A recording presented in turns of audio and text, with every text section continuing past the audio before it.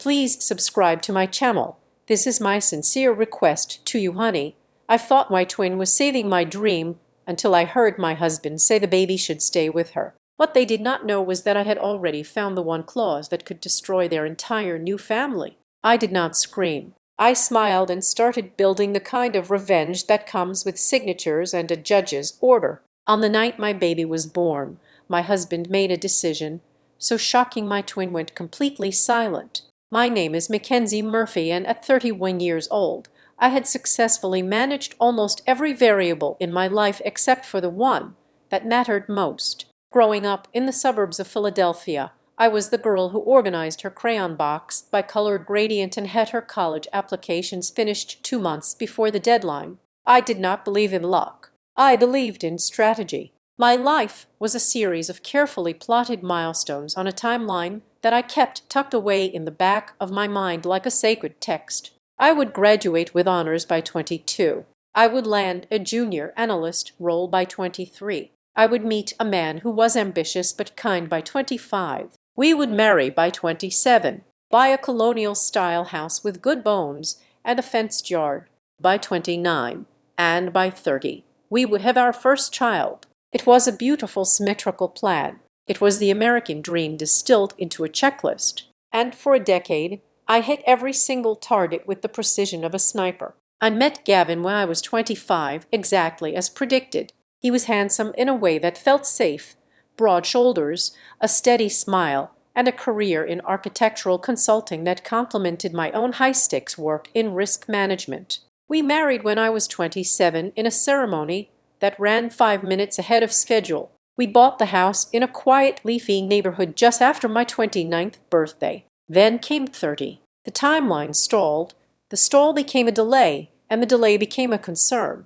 After 12 months of negative tests, white plastic sticks that I stared at until my eyes burned under the harsh bathroom lights, the concern became a medical investigation. I remember the day the timeline shattered. It was a Tuesday in mid-October. The sky outside the window of the specialist's office was a bruised purple threatening rain. Dr. Evans was a kind woman with silver hair and hands that smelled of antiseptic soap. She did not use jargon to hide the truth, which I appreciated. Even as the words tore through me, she explained that it was a structural complication, a severe uterine anomaly. It was not something that could be fixed with hormones or a simple surgery. My uterus was not built to sustain a pregnancy to term. Attempting to carry a child would be dangerous, potentially fatal for both the baby and me. I sat there clutching my leather handbag, feeling the air leave the room. It was a physical sensation, like a vacuum sealing around my chest.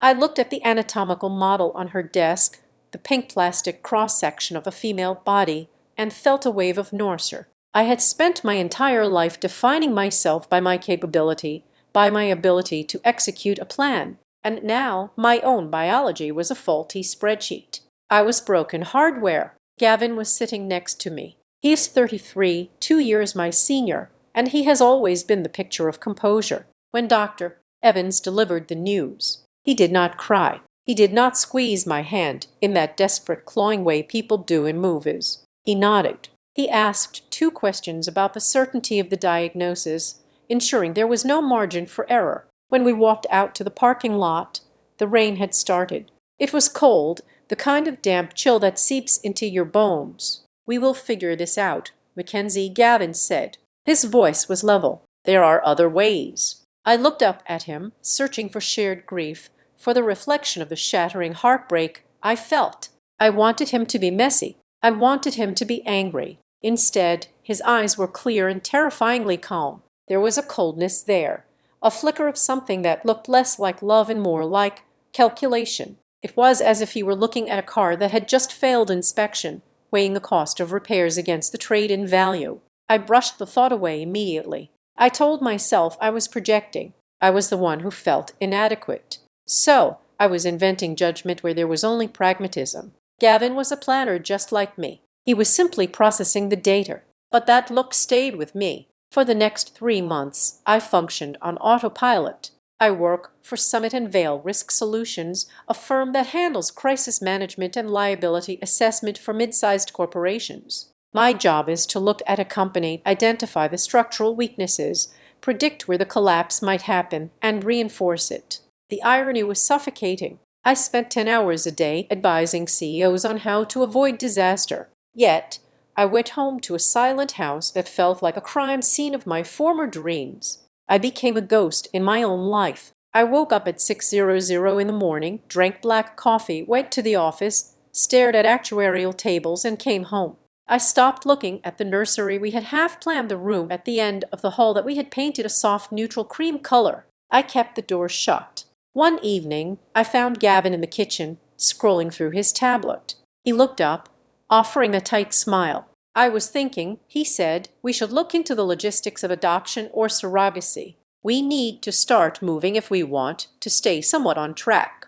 On track, as if we were discussing a construction project delay due to bad weather. "I am not ready to talk about logistics, Gavin," I said, my voice sounding thin and brittle to my own ears. "I am still grieving the fact that I will never feel a kick. I will never know what it is like to share a body with my child." He sighed, a short, sharp sound through his nose. "Grieving is fine, Kenzie, but dwelling is inefficient. We want a family. This is a hurdle, not a wall." He was right, technically, but emotionally he felt miles away. I started seeing a therapist named Dr. Aries because I could feel myself slipping into a place where getting out of bed felt like lifting a 000 lb. Dr. Aries was different from the corporate coaches I was used to. She did not care about my productivity. "You feel like you have lost your womanhood," she said during our fourth session. It was not a question. "I feel like a defective product." I corrected her. "I was built to do this one thing, biologically speaking. It is the primary directive, and I cannot do it. You are more than a vessel.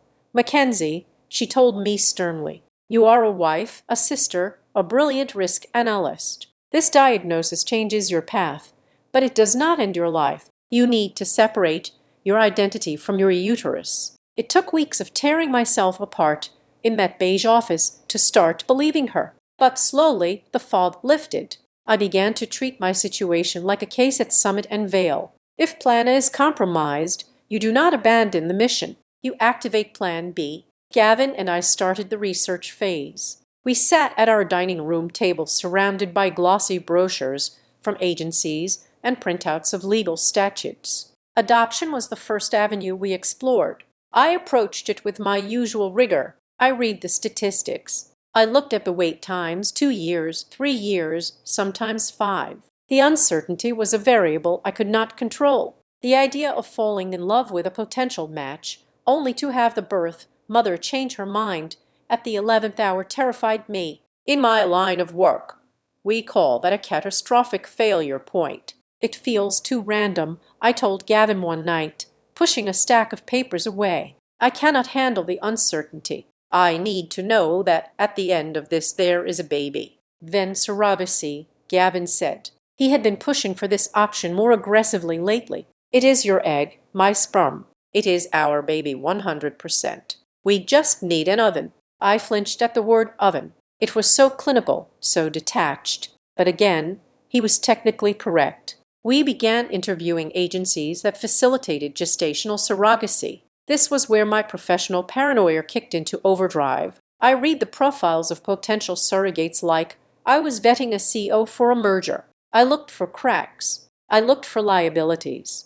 The cost was staggering, anywhere from $80,000 to $120,000 once you factored in medical bills, legal fees, and agency cuts. We had the money. We had been saving for years, and our dual incomes put us in a comfortable bracket. But it wasn't the money that kept me awake at night. It was the lack of control. I remember lying in bed staring at the ceiling fans spinning rhythmically above us. The thought of a stranger carrying my child made my skin crawl. It wasn't snobbery. It was a primal, visceral fear. Who was this woman? The agencies did background checks. Sure, they screened for drugs and criminal history, but they couldn't screen for judgment. They couldn't screen for stress. I imagined a woman I didn't know living in a town I had never visited, carrying the most precious thing I would ever create. What if she ate sushi? What if she had a glass of wine when she thought no one was looking? What if she got into an argument with her boyfriend and her cortisol levels spiked, bathing my developing baby in stress hormones. I work in risk. I know that you cannot eliminate all risk, but you must mitigate it. Handing my biological child to a stranger felt like handing the keys to a nuclear power plant to a teenager and hoping for the best. I don't think I can do it, Gavin. I whispered into the darkness of our bedroom. He rolled over, his voice heavy with sleep. Do what? Trust a stranger, I said. I can't. I look at these profiles and all I see are variables, unknowns. If I can't be there every second, if I can't feel the baby moving, how do I know she's safe? Gavin didn't answer immediately. Then he said, we don't have many other options, Kenzie, unless you want to give up. I didn't want to give up, but the anxiety was eating me alive. I found myself scrutinizing every woman I saw on the street. Was she trustworthy? Would she be a good vessel? It was maddening. 2 weeks later, on a Sunday, my parents came over for dinner. My twin sister Briar came with them. Briar and I are identical physically, but that is where the similarity ends. While I am sharp angles, tailored suits, and 5-year plans, Briar is soft edges, linen dresses, and intuition. She works as a florist, spending her days surrounded by things that bloom and fade. She has always been the one who feels things deeply, the one who cries at commercials, the one who remembers everyone's birthday. We were in the kitchen. Gavin was in the living room watching football with my father. Frank, my mother, Diane, was chopping vegetables with a manic energy, chattering about a neighbor's renovation. I was standing by the sink washing lettuce, feeling that familiar weight in my chest. I had told my family about the diagnosis a month ago. They had been sympathetic, but there was a pity in their eyes that I detested. How is the agency search going? Briar asked. She was leaning against the counter, holding a glass of iced tea. Her voice was gentle, lacking the prying tone my mother often used. I turned off the faucet and dried my hands on a towel. I looked at her. It was like looking in a mirror from an alternate universe, a version of me that wasn't hardened by corporate warfare. It is a nightmare, I admitted, my voice dropping so the men in the other room wouldn't hear. I hate it. I hate looking at these women's faces in a binder. I feel like I am shopping for a human being, and I am terrified. I am terrified that I won't know if they are taking care of the baby. I can't micromanage a pregnancy from across the state. Briar set her glass down. She looked at me, really looked at me with those eyes that were the exact same shade of hazel as mine. You need control, Briar said softly. You always have. You need to know the baby is safe. Yes, I said, feeling tears prick the corners of my eyes. I need to know. The kitchen went quiet. The only sound was the knife hitting the cutting board, where my mother was slicing peppers. She had stopped, though she was looking at Briar. Briar took a step toward me. She reached out and took my cold hands in her warm ones. Her palms were rough from working with flower stems, but her touch was incredibly grounding. You don't need a stranger, Mackenzie, she said. Her voice was clear, steady, and devoid of any hesitation. You don't need an agency. You need family. I stared at her, my breath catching in my throat. Briar, what are you saying? She squeezed my hands tighter. A smile touched her lips. A smile that was pure, radiant, and terrifyingly generous. I will do it, she said. Let me carry the baby. You don't have to trust a stranger. You trust me. The world seemed to stop spinning for a second. I looked at my sister, my other half, the person who had shared a womb with me 31 years ago. You would do that, I whispered. Briar, it's 9 months of your life. It is your body. It is our family, she said, pulling me into a hug. I want to do this for you, for us. Over her shoulder, I saw Gavin standing in the doorway. He had come in for a beer. He had heard. He wasn't looking at me. He was looking at Briar. And for the first time in months, the cold calculation in his eyes was gone, replaced by something bright and eager. He looked at her not just with gratitude, but with an intensity that made the hair on the back of my neck stand up. That, Gavin said, his voice smooth and deeply satisfied, is the perfect solution. I buried my face in my sister's shoulder, sobbing with relief, thinking my prayers had been answered. I didn't see the glance Gavin exchanged with my mother. I didn't see the way the pieces were falling into place. Not for my benefit, but for a design I couldn't yet see. I just thought my sister was saving me. The weeks following Breyer's offer were a blur of administrative momentum that felt less like a medical process and more like a coronation. My sister did not just step into the role of surrogate. She ascended to it. It was as if she had been waiting in the wings for 31 years, preparing for this specific performance of benevolence. She became my shadow, but a shadow that radiated light. Breyer took time off from her flower shop, claiming she had competent assistant managers who could handle the daily orders just so she could drive me to every preliminary appointment. She sat in the waiting rooms of the fertility clinic, flipping through magazines with a serene smile while I vibrated with anxiety. When I had to undergo the retrieval procedure, a painful and invasive process to harvest the eggs that would eventually become my child, Breyer was there with a cooler full of homemade bone broth and heating pads she had sewn herself, filled with organic rice and lavender. It was overwhelming. It was perfect. And that perfection was the first thing that should have triggered my alarms. In my line of work, when a quarterly report shows zero variance and perfect projected growth, we audit it immediately. Nothing in nature or business is that flawless, but I was not acting as a risk manager. I was a desperate woman who had been thrown a lifeline. I grabbed it with both hands, ignoring the friction burn. Gavin was the variable that confused me the most. My husband is a man who researches the best brand of dishwasher detergent for 3 days before making a purchase. He reads the terms and service agreements for software updates. Yet, with the most monumental decision of our lives, he suspended all critical thought the night after Breyer made her offer. I sat Gavin down in our living room. I had a notebook open ready to list the pros and cons, the financial implications, and the psychological risks of involving a family member. We need to talk about the boundaries. I started, pen hovering over the paper. Mixing family with this kind of legal arrangement is complex. If Breyer changes her mind, or if she gets attached. Gavin cut me off. He was pacing the room, an energy in his step that I hadn't seen in years. Mackenzie, stop. Just stop. You are looking for problems where there are solutions. Breyer is your twin. She shares your DNA. She loves us. Who could possibly be a better candidate? A stranger who does it for a paycheck? No, this is optimal.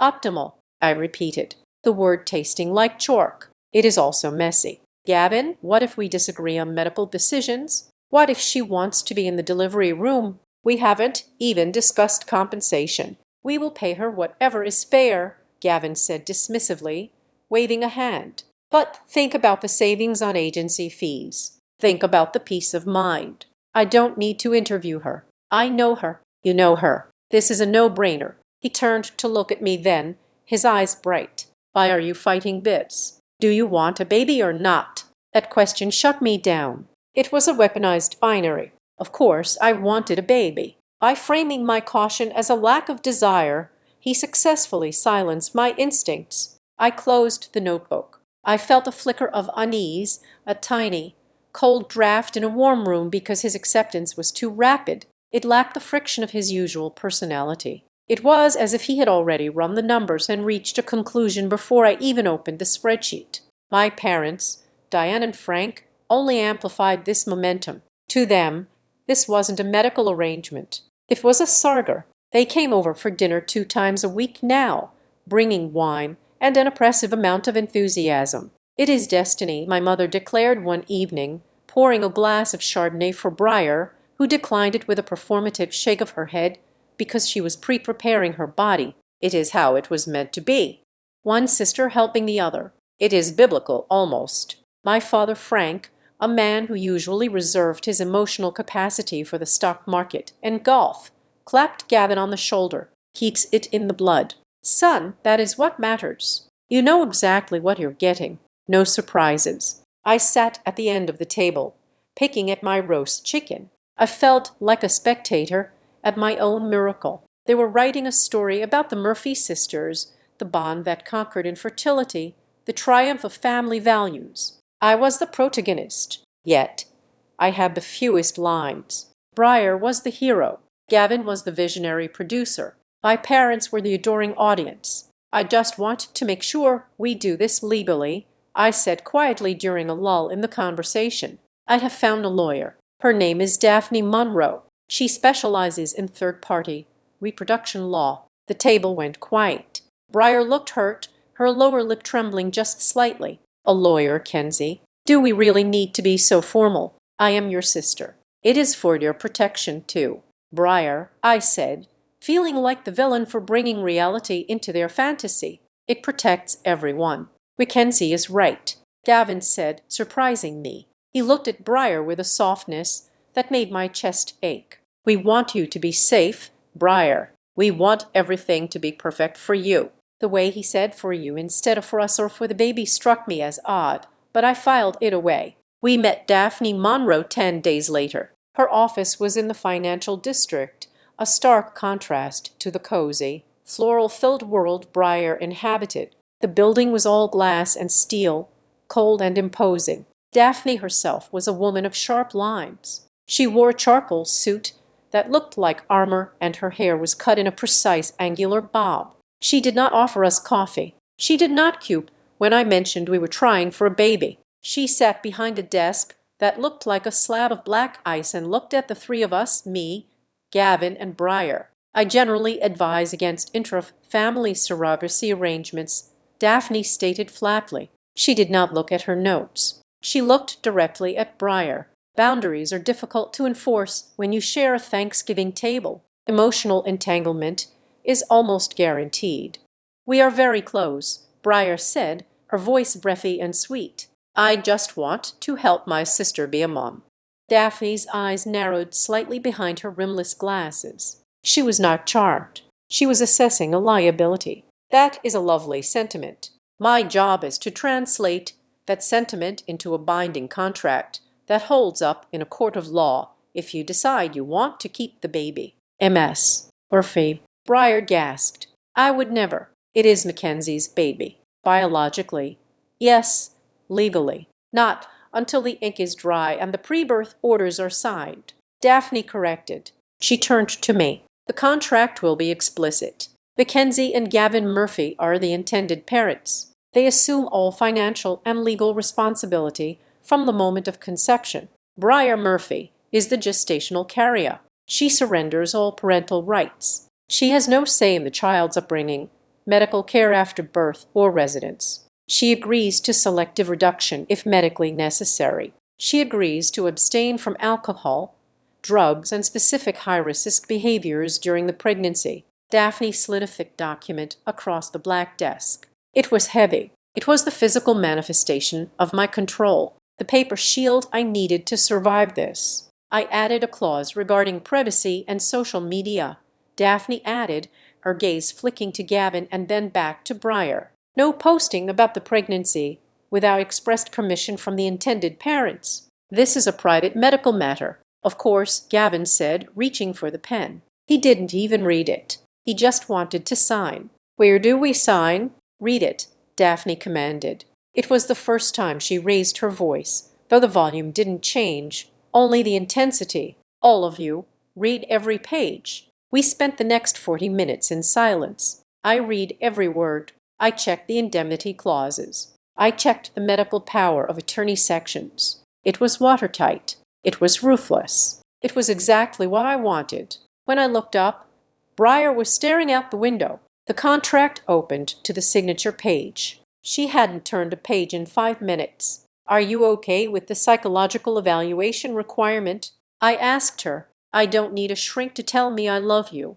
Briar said, turning to me with wet eyes. I'm ready, Kenzie. She grabbed the pen from the table. She didn't hesitate. She didn't pause to consider the weight of signing away a child she would carry for 9 months. She signed her name with a flourish, the loop of the B, large and decorative. There, she said, pushing the paper toward me. It is done. It is your baby. Kenzie, I am just the babysitter. I took the pen. My hand was shaking. This was it. The timeline was restarting. I signed my name next to hers, my signature tight and cramped compared to her flowing script. Gavin signed last. Thank you, I whispered to Briar, tears finally spilling over. Thank you for giving me my life back. Briar reached across the desk and squeezed my hand. "We are going to be so happy, all of us." Daphne Monroe watched the exchange without a flicker of emotion. She took the contract back, checked the signatures, and placed it in a folder. "I will file the necessary motions with the court to establish parentage before the birth. Do not deviate from this agreement. If you change a doctor, if you change a hospital, if you change a single term, you tell me. Informal agreements are the death of custody cases." We walked out of the office into the bright, blinding afternoon sun. I felt lighter than I had in 2 years. The legal weight was off my shoulders. We had a plan. We had a contract. "Let's celebrate," Gavin said. He sounded exhilarated. "Dinner on me. Anywhere you want." "Sushi," Briar said with a giggle. "Before I can't have it anymore." We went to a high-end Japanese restaurant 3 blocks away. The mood was electric. I ordered a bottle of sake for the table. Feeling a strange, delirious joy, I watched my husband and my sister laughing over the menu. Gavin was relaxed, his shoulders down, his smile easy. He made a joke about spicy tuna, and Briar threw her head back, laughing a little too loud, her hand brushing his arm. It was a casual gesture, a sister-in-law laughing at a joke. But then the laughter died down, and the silence stretched for 2 seconds too long. Gavin didn't look away. He was looking at Briar's face, flushed from the walk, and the excitement with an expression I couldn't quite place. It wasn't just gratitude. It wasn't just familial affection. It was a look of possession. It was the way he used to look at the architectural models of buildings he had designed but hadn't yet built. He was looking at her like she was the structure, and I was just the zoning permit that allowed the construction to begin. It lasted maybe 3 seconds. Then he blinked, turned to me, and smiled. "To us," he said, raising his glass. "To the family." "To the family," I repeated, clinking my glass against his.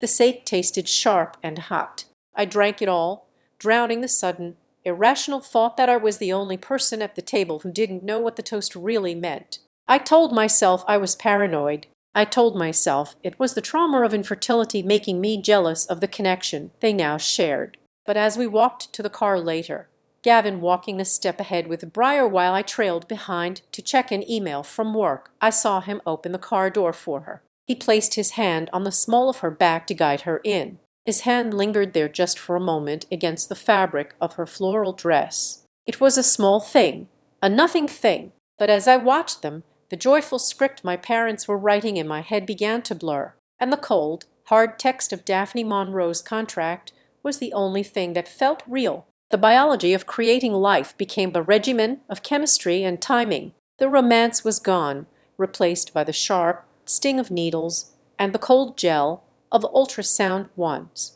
I became the administrator of my own miracle. Every morning at 6:30, I sterilized the kitchen counter, lined up the vials of progesterone, and prepared the syringe. Briar would sit on the bar stool, hiking up her pajama top with a grimace that looked more like martyrdom than discomfort. I was the one who plunged the needle into her hip. I was the one who massaged the site afterward. It was a strange intimacy, clinical yet profound. I told myself this was my first act of mothering, tending to the vessel that held my future. The transfer day was a Tuesday. The clinic was quiet. I held Briar's hand while the doctor, a man with a soothing baritone voice, guided the catheter on the monitor. A tiny flash of white light appeared, our embryo, my genetic material, Gavin's genetic material placing itself into my sister's lining. I squeezed Briar's hand so hard her knuckles turned white. 10 days later, the phone rang. It was the nurse. Her voice was bright,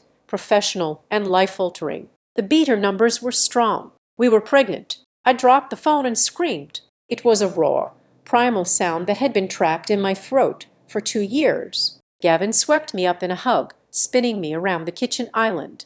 Briar stood in the doorway, smiling a beatific, serene smile, her hands already resting protectively over her flat stomach. "We did it," she whispered. That weekend, Briar made a suggestion that seemed logical at the time. She lived in a walk-up apartment across town on the 3rd floor. It was drafty and the stairs were steep. "I should stay here," she said, looking around our spacious, climate-controlled living room, "just for the first trimester, or maybe the whole time." I want you to be part of this, Kenzie. I want you to see the morning sickness. I want you to feel the first kick. If I am over there, you miss all the magic. It is your baby. You should witness the process." Gavin nodded immediately. She is right. Plus, I don't like the idea of her walking up those icy stairs in January. We have the guest room. It has its own bath. It makes perfect sense. I hesitated for a fraction of a second. My home was my sanctuary, the one place where I could retreat from the chaos of the world. But how could I say no? She was carrying my child. She was making the ultimate sacrifice. Denying her comfort felt ungrateful. Of course, I said move in. That decision marked the beginning of a slow, subtle displacement. I threw myself into the role of the expectant mother with a ferocity that bordered on obsession. I bought a leather-bound journal and began writing letters to the baby every night. I documented everything. Today, your aunt ate ginger snaps for Norser. Today, you are the size of a blueberry. I attended every ultrasound, sitting in the chair next to the bed, straining my eyes to read the grayscale monitor. I bought a crib made of sustainable oak that cost $800. I bought neutral-toned onesies. I was building a nest, but nests require resources. The surrogacy costs were ballooning. We were covering Briar's rent on her empty apartment because she didn't want to give up her lease. We were paying for organic groceries because Briar insisted the baby needed clean fuel. There were supplements, acupuncture appointments to hold the pregnancy, and maternity clothes that she needed earlier than I expected. I am a risk manager. I looked at our savings account and saw the trajectory. We were bleeding cash. "I'm going to take on the Sterling account," I told Gavin one evening. We were in the kitchen. Briar was on the sofa watching a reality show, her feet propped up on the coffee table. Gavin frowned. "The Sterling audit? That is a nightmare project. You will be working 60 hours a week. It pays a 20% bonus upon completion," I said, pouring myself a glass of water. "We need the buffer. The medical bills are higher than we budgeted." "If you think it is best," Gavin said, turning back to the stove. He was making pasta carbonara, Briar's favorite. "I can hold down the fort here." So I went to work. I left the house at 7 in the morning and often didn't return until 8 at night. I sat in boardrooms analyzing liability clauses and arguing with CFOs, telling myself that every hour I billed was a brick in the foundation of my child's future. I was the provider. It was a noble role. But while I was providing, Gavin and Briar were living. I would come home late, exhausted, my eyes stinging from staring at spreadsheets to find the house smelling of roast chicken or baking bread. Gavin and Briar would be on the couch, a blanket thrown over both of them, laughing at some inside joke I didn't understand. "How was work?" Gavin would ask, but his eyes would barely leave the television screen. "Long," I would say. "How was the baby?" "Good," Briar would answer, rubbing her stomach. He or she liked the spicy soup Gavin made for lunch. Lots of fluttering. "Fluttering?" I asked, dropping my briefcase already. "It is only 16 weeks. I am very in tune with my body," Briar said with a soft, knowing smile. "I can feel things others can't." I felt a spike of jealousy so sharp it nearly doubled me over. I wanted to be the one feeling the flutter. I wanted to be the one eating the soup. Instead, I was the one eating a cold sandwich over the sink while they finished a movie. Gavin started working from home 3 days a week. To keep an eye on Briar, he told me, "Make sure she doesn't lift anything heavy." It sounded reasonable, but the atmosphere in the house shifted. It became hermetic. They had a rhythm. They knew which coffee pods were low. They knew which neighbor's dog barked at 2:00 in the afternoon. I was the visitor in my own home, the paycheck that kept the lights on while they played house. Then came the social media post. I was at my desk at Summit and Vale, eating a salad from a plastic container. When my phone buzzed, it was a notification from Instagram. Briar had posted a photo. It was an artistic shot, black and white. Her hands were cradling a small but visible bump. She was wearing one of Gavin's oversized flannels. I recognized the pattern immediately. The caption read, "Sometimes love finds a new shape. Grateful for this journey and the people walking it with me. Blessed new beginnings." There was no mention of surrogacy, no mention of me. No mention that the baby wasn't hers. I scrolled through the comments. You look glowing, Bri. So happy for you. You're going to be an amazing mama. She liked every comment. She didn't correct a single one. I felt cold. I called Gavin immediately. Did you see Briar's post?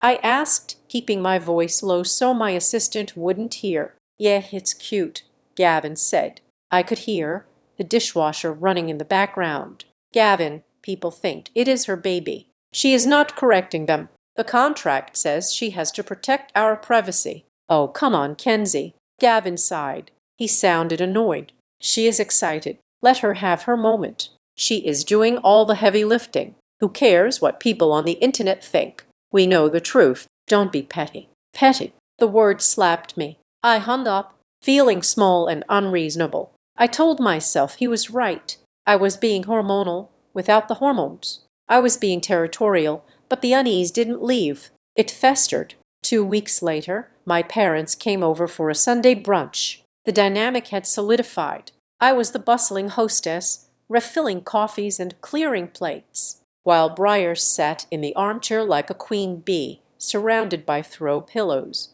My mother, Diane, was cooing over an ultrasound picture stuck to the fridge. Look at that profile, Diane said, beaming. Just like Briar's when she was a baby. Same nose. It is Mackenzie's egg. Mom, I said from the sink, scrubbing a pan a little too hard. So it would look like me, too. Since we are identical twins, Diane waved a hand dismissively. Oh, you know what I mean. It is just seeing her carry it. It feels so natural. Briar was always the maternal one. I froze. What is that supposed to mean?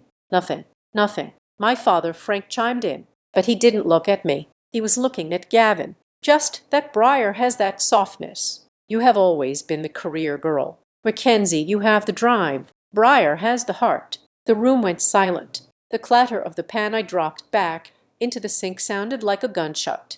I have a heart, I said, my voice trembling. I am working myself into the ground to pay for this baby, to pay for this house, to pay for the food you are eating. Mackenzie, Gavin said sharply, calm down. Your dad didn't mean it like that. You are tired. You have been working too much. I am working because this family is expensive. I snapped. Briar started to cry, silent picturesque tears that rolled down her cheeks. I am sorry, she whispered. I feel like a burden. I just wanted to help. Immediately, Gavin and my parents were around her comforting her. No, sweetie, you are a blessing. My mother soothed. Mackenzie is just stressed. Don't upset the baby. I walked out of the room. I went upstairs to our bedroom, my bedroom, and sat on the edge of the bed. I felt like I was losing my mind. Was I the villain? Was I the cold, unfailing career woman they made me out to be? I decided to apologize. I needed to de-escalate. I needed to be the rational one. Later that night, the house was quiet. Gavin was in the shower. I went downstairs to check my email on the shared tablet we kept on the kitchen island. It was usually used for recipes or controlling the smart home system. I unlocked the screen. It was still open to the calendar app. I went to click over to my email, but a block of color caught my eye. It was an appointment scheduled for next Tuesday at 3:00 in the afternoon. The title was vague. Consultation PR. I frowned. PR Public Relations. Gavin was an architect. Why did he need PR? I tapped on the event to see the details. The location field was filled in. It wasn't a PR firm. It was an address on 4th Street. Porter Reynolds, Family Law Litigation. I stared at the screen. The address burned into my retinas. Daphne Monroe, our lawyer, was at a firm called Monroe Associates. This was a different firm, a firm known for aggressive custody disputes. Why was my husband meeting with a high-conflict divorce lawyer without telling me? I heard the water shut off upstairs. I quickly closed the calendar app, wiped the screen with my sleeve to remove my fingerprints, and set the tablet back exactly where I found it. My heart was hammering against my ribs like a trapped bird. I wasn't paranoid. I wasn't sensitive. I was a risk manager, and I had just found the data point that predicted the collapse. I went upstairs, brushed my teeth, and climbed into bed next to Gavin. He smelled of soap and innocence. You okay? He asked. reaching out to touch my shoulder. "I'm fine," I lied. "Just tired." "Good," he said, turning off the lamp. "Sleep tight."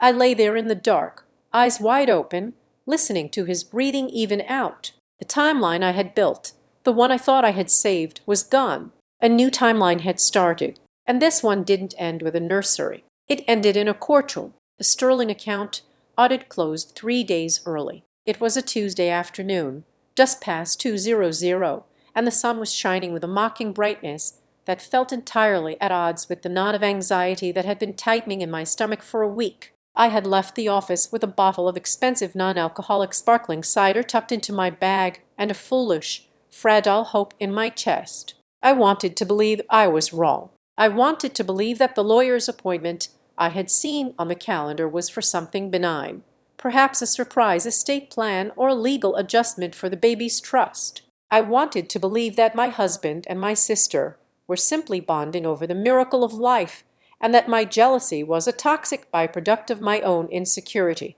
I parked my car down the street, not wanting the engine noise to announce my arrival. I wanted to walk in, see them laughing over a puzzle or watching a cooking show, and feel the relief wash over me. I wanted to feel stupid for doubting them. The house was silent when I unlocked the front door. It was not the empty silence of an unoccupied space, but the heavy, pregnant silence of a room holding its breath. My heels clicked too loudly on the hardwood of the foyer, so I slipped them off. Moving in my stocking feet, I headed toward the living room, the bottle of cider heady in my hand.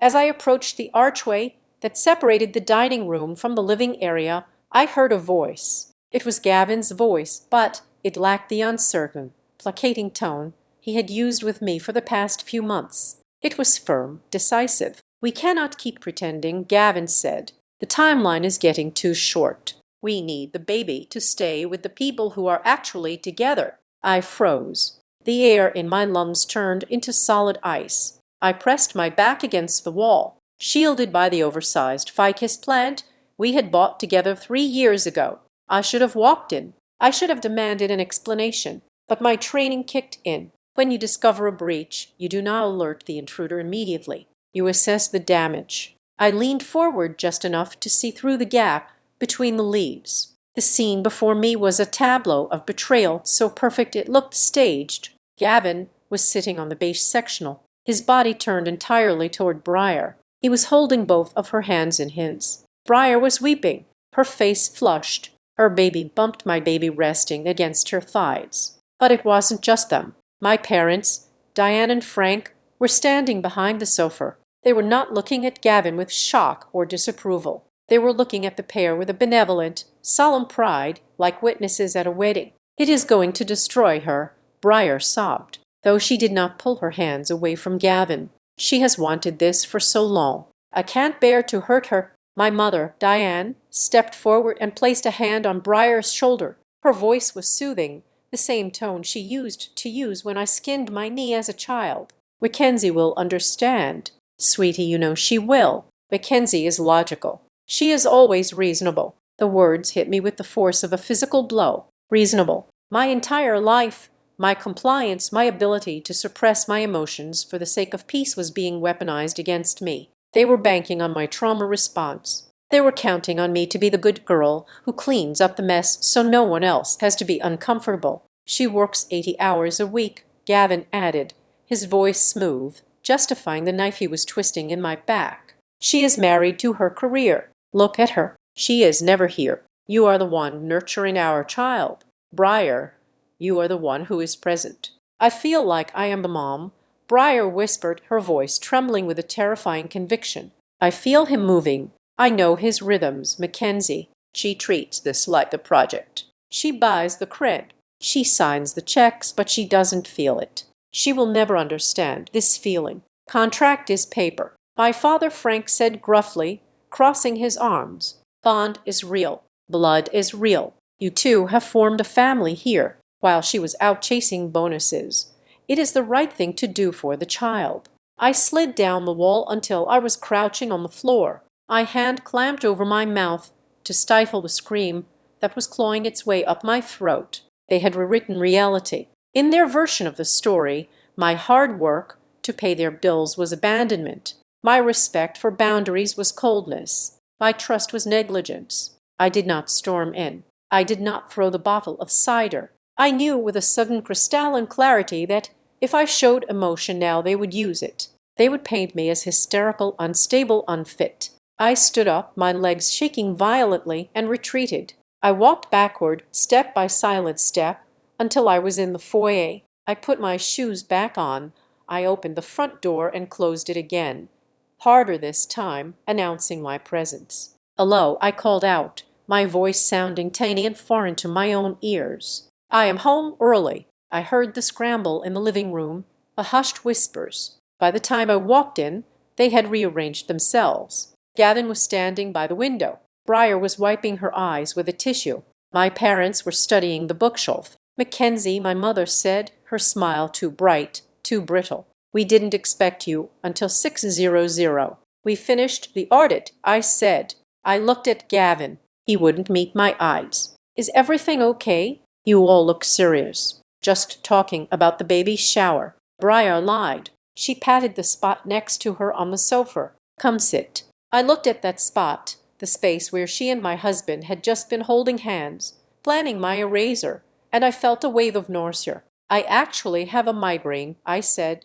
"I am going to go lie down." "Don't let me interrupt." I walked past them. I walked past the people who were supposed to be my safety net, and I went upstairs to the guest room where I had been sleeping lately to give Briar space. I locked the door. I sat on the bed and stared at the wall for 4 hours. I didn't cry.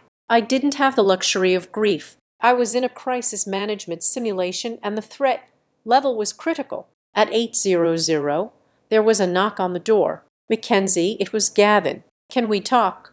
"Come in," I said. He entered, holding the manila envelope. He looked pained. He looked like a man who had practiced his speech in the mirror a dozen times. He sat on the edge of the bed, sighing heavily. "I don't know how to say this," he began, looking at his hands. "But I have been doing a lot of thinking about us, about the baby." "Go on." I said I was a statue. I was a recording device. "I think we have grown apart." He said, "This process, it has shown me that we want different things. You are so driven. Mackenzie, you have this big career, and I realized I want a simpler life. I want a family that is present." He paused, waiting for me to argue when I didn't. He continued, emboldened. "I have developed feelings for Briar." He confessed. He said it as if it were a tragic accident, like getting struck by lightning rather than a choice he made every day in my house. "And she feels the same. We think it is best for the baby to be raised by two parents who are in love, who are together." He slid the envelope toward me. "I had these drawn up." He said, "It is a petition for divorce and a modification to the surrogacy agreement. If you sign over full custody to me, I will assume all the debt. You can walk away clean. You can focus on your career. It is what you are good at, right?" I looked at the papers. He was offering me an exit. He truly believed he was doing me a favor. He thought I was cold enough to trade my child for a clean balance sheet. "And Briar," I'd asked, "she is okay with this. She wants the baby to have a father." Gavin said, "She is willing to step in as the mother figure. We have discussed it with your parents. They agree it is the most stable option." The betrayal was total. It was a closed loop. "If I don't sign?" I asked.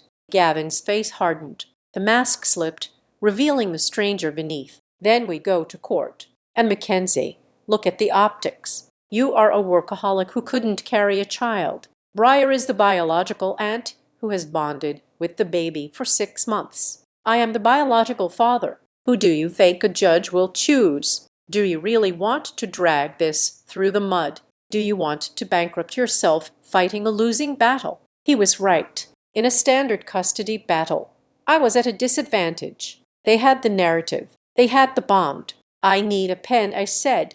Gavin blinked, surprised by my surrender. He handed me a pen from his pocket. I signed the divorce papers. I signed the acknowledgement of service. I did not sign the custody modification. Yet, I told him I needed to have Daphne review the language for liability reasons, appealing to his belief that I was a corporate drone. "That is fair," he said, visibly relieved. He stood up, looking like a weight had been lifted.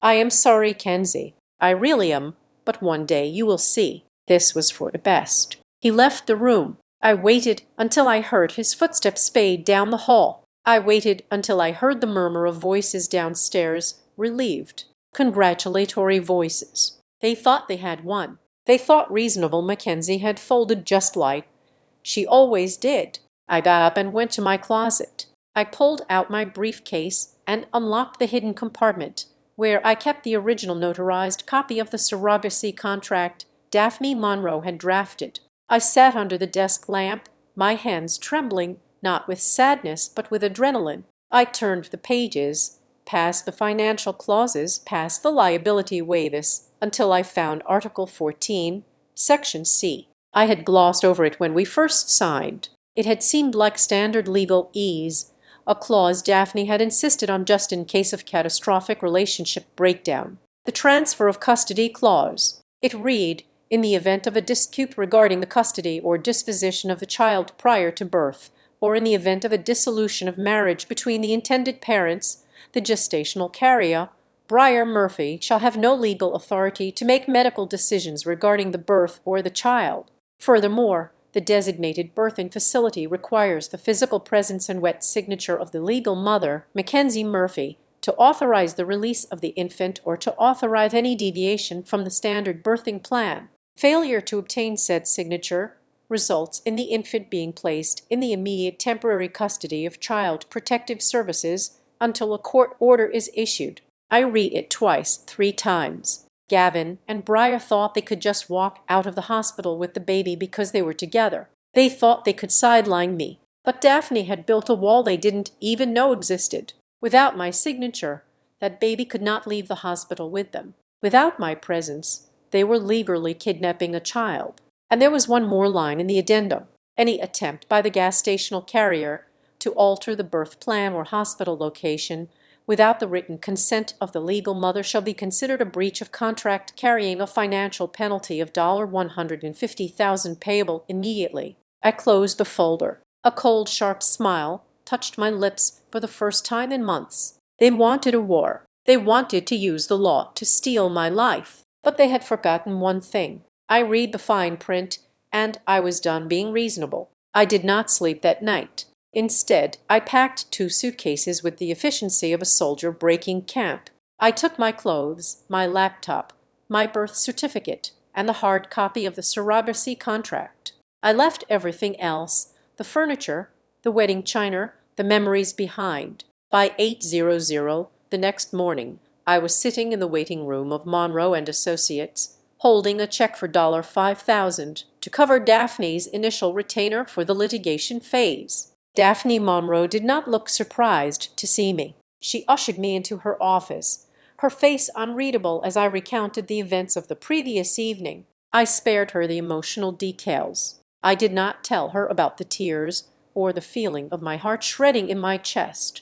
I told her the facts. My husband and sister were cohabitating. They intended to keep the baby, and they had presented me with divorce papers and a custody modification request. Daphne listened in silence, her fingers steepled together. When I finished, she picked up the contract I had placed on her desk. She flipped to Article 14. "They are arrogant," Daphne said, her voice cool and sharp like cut glass. "They are operating under the assumption that family court is a morality play where the person who cries the prettiest tears wins. They are wrong. It is a court of law, and legally they have tied their own hands." She tapped the page with a manicured fingernail. "This clause," she said, "the one requiring the legal mother's signature for hospital release. It is the kill switch. Without you, that baby is a ward of the state the moment it leaves the nursery. If they try to leave with him, it is kidnapping. If the hospital lets them leave, it is gross negligence. We are going to remind the hospital of that fact before Briar even goes into labor."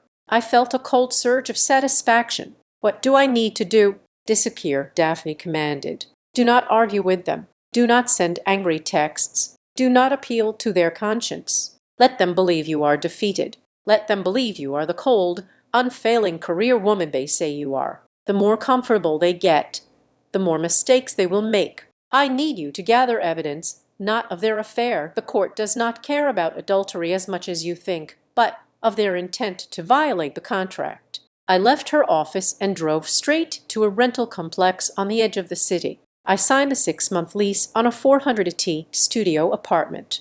It was nothing like the colonial house I had spent years curating. It had gray laminate floors, a single window overlooking a parking lot, and a kitchenette that smelled faintly of lemon cleaner. It was perfect. It was a bunker. I pushed the small dining table against the wall and turned it into my command center. I went to an office supply store and bought a whiteboard, color-coded markers, and 3 external hard drives. I was not Mackenzie Murphy, the heartbroken wife. I was Mackenzie Murphy, senior risk analyst, and I was managing a catastrophic liability. My first task was digital forensics. I created a burner account on Instagram to monitor Briar and Gavin without alerting them. What I found was a gold mine of incriminating stupidity. They were drunk on their own narrative. Briar was posting daily. March 12th, a photo of the nursery. They had repainted the neutral cream walls a soft blue. The caption read, "Building a nest for our little prince. So grateful for a partner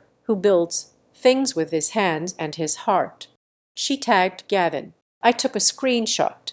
I saved it to a folder labeled Intent to Parent. Briar, March 14th. A video of my mother Diane holding up a tiny knitted hat for Briar's baby. She cooed in the video, "Grandma can't wait to meet you." Screenshot folder labeled Third-Party Alienation. Every time they use the words "our baby," "my son," or "we," I cataloged it. They were publicly declaring their intent to breach the contract. They were providing me with a timeline of premeditated theft. Then I turned to the financials. I pulled 3 years of bank statements. I highlighted every transfer from our joint account to Briar. Rent payments, grocery bills, the expensive prenatal vitamins. I built a spreadsheet showing that I had funded 100% of this pregnancy. I was not abandoning the child. I was the primary investor. But my biggest breakthrough came 3 days later, on a Friday night.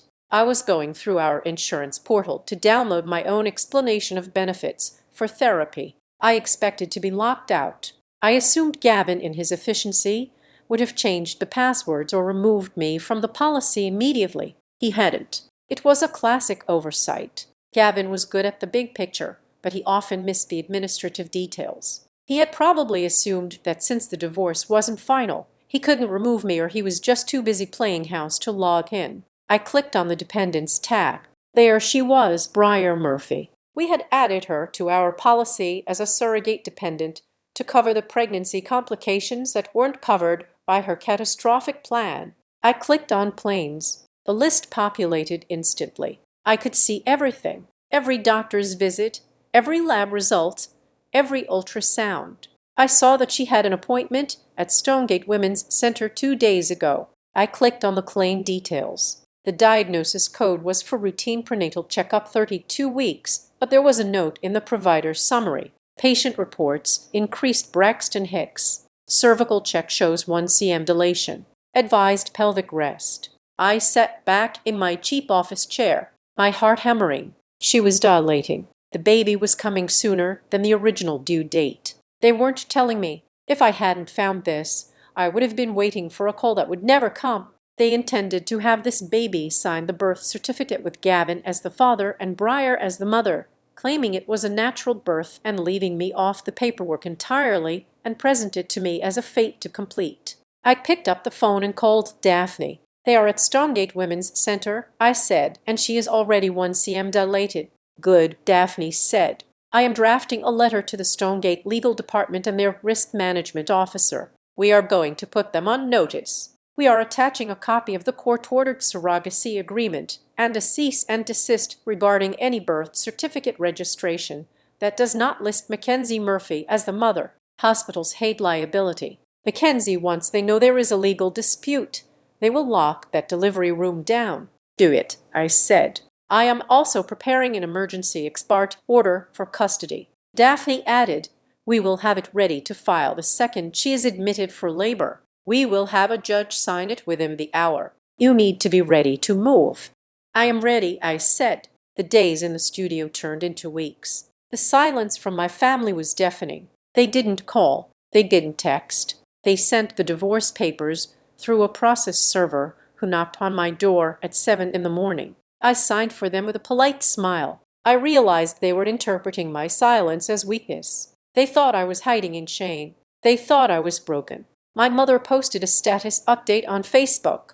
Please pray for our family during this transition. Sometimes God removes people from your life to make room for blessings. It took every ounce of self-control I possessed not to comment. I wanted to scream. I wanted to burn it all down. But I channeled that rage into my checklist. Item 1, bag packed for the hospital. Neutral colors, professional attire. I needed to look like the mother, not a visitor. Item 2, car seat. I bought a new one and practiced installing it in my sedan until I could do it in under 2 minutes. Item 3, witnesses. I called my friend Elir. Elir was a colleague at Summit and Vale. She was sharp, unsentimental, and she knew how to keep a secret. I need you to be on standby, I told her over coffee. When I go to the hospital, I need a witness, someone who is not family, someone who can testify that I was calm, rational, and present. I am there, Elena said, gripping her cup. Just say the word. I hate what they are doing to you. Mac, hate is not useful, I said, repeating the mantra I had developed. Evidence is useful. I was living 2 lives. By day, I went to work, crushed my meetings, and smiled at my coworkers. By night, I sat in my studio, refreshing the insurance portal and the court docket, waiting for the signal. I felt like a spider sitting in the center of a web. I wasn't trapping them. They were walking into the trap I had simply illuminated. Then, on a rainy Thursday evening, my phone buzzed with a text from an unknown number. I stared at the screen. It was a local area code. The message read, Breyer says you won't fight. She says you know you're not the real mom. You should just let them be happy. I stared at the words. It was likely one of Breyer's friends. Someone she had spun her sob story to. A flying monkey sent to poke the bear to see if I would react. I felt a cold calm wash over me. I didn't feel hurt. I didn't feel angry. I felt focused. They really thought I was gone. They really thought I had accepted my eraser. They had no idea that I knew about the deletion. They had no idea I had the insurance logs. They had no idea that a process server was standing by with a stack of documents that would freeze their world in place. I typed a response, 2 words, simple, unambiguous. Watch me. I hit send. Then I blocked the number. I turned off the phone and turned back to my whiteboard. The timeline was almost complete. The due date was irrelevant now. The baby was coming on my schedule. Work became my anesthesia. In the weeks following my departure from the house on Elm Street, I did not just return to Summit and Vale. I attacked it. The grief that should have paralyzed me was converted into a cold, hard fuel that powered 14-hour days. I took over a failing risk assessment project for a logistics company in Chicago and dismantled their inefficiencies with a ruthlessness that made the junior analysts nervous. My boss, a man named Marcus who usually communicated in grunts and nods, stopped by my cubicle on a Tuesday morning. He leaned against the partition, holding a cup of coffee, watching me type. You are terrifying lately. Murphy, he said. He meant it as a compliment. Client approval is up 15%. But you have that look in your eye like you are ready to fire someone just for breathing too loud. It is scary in a good way. Chaos requires containment, I said, not looking up from my screen. I am just doing my job.